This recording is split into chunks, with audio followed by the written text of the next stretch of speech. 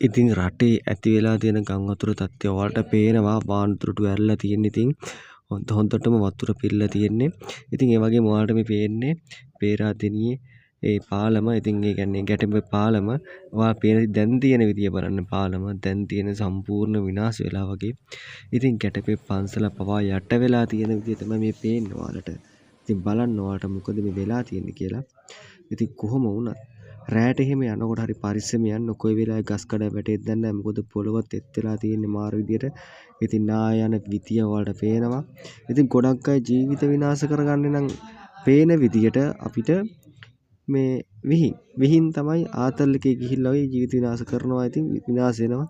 ඉතින් කියන්නේ පිටින් එන මිනිස්සු දන්නේ නැහැ පාරවල වල තත්ත්වය. මිනිස්සු කඩාගෙන යනවා.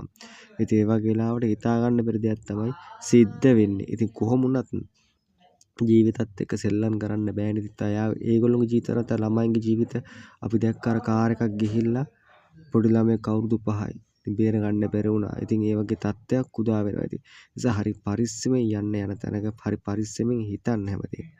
අනිවාර්යයෙන්ම